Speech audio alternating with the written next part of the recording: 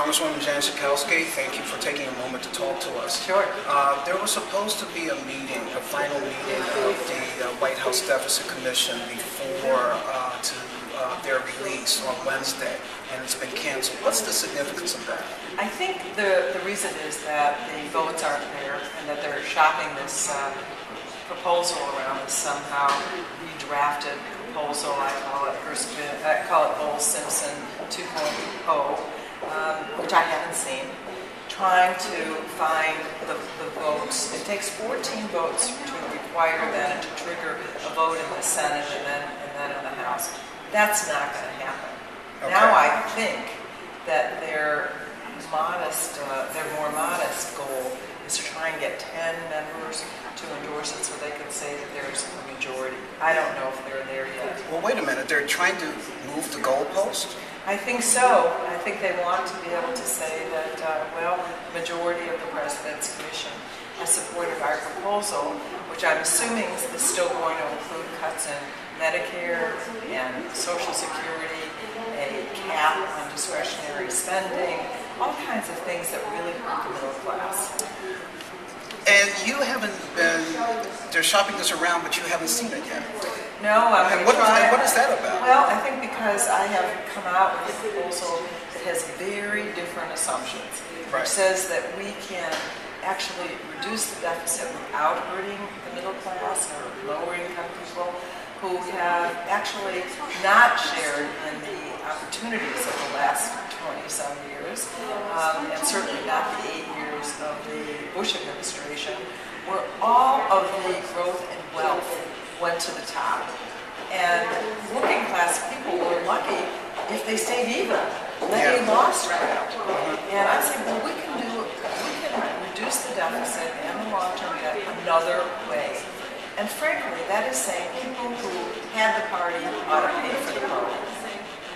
Now, the Campaign for America's Future has been working with, has borrowed a lot of your ideas actually in its own. I'm not sure who borrowed what. We borrowed from each other. But you've kind of laid out the message that you were trying to communicate. Well, there's one other very important message, and that is, in order to reduce the deficit, we have to make investments right now. Okay. Some of the Republicans look at that, no, we can't do more spending. But of course, if we invest now in creating jobs, those are people who are going to be paying more taxes, they're going to be buying more products, going to lead to economic growth.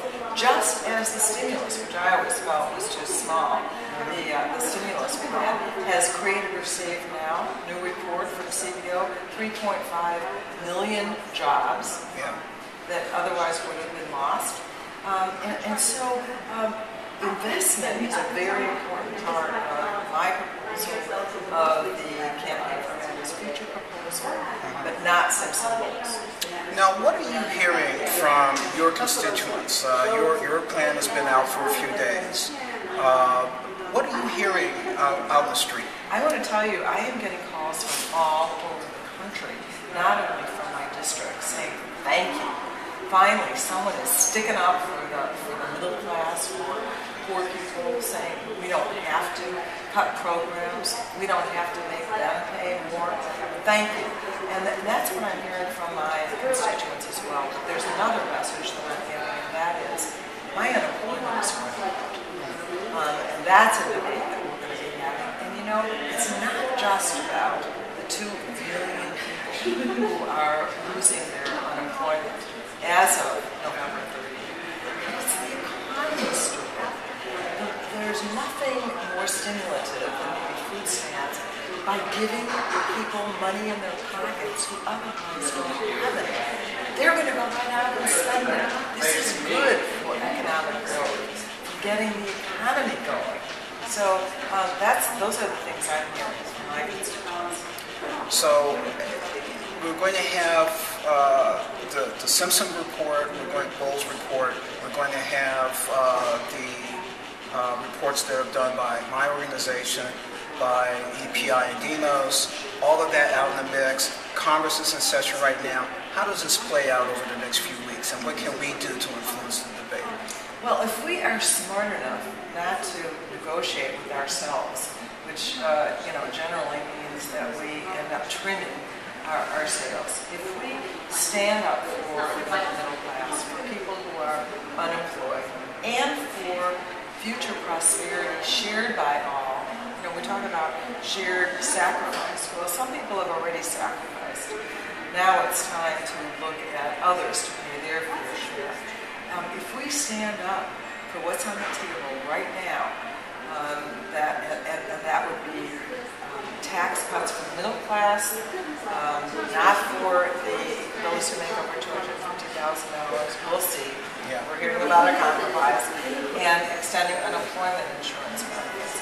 And we need to communicate to the White House and to our constituents, we are not going to cut Social Security. We're not going to cut Medicare.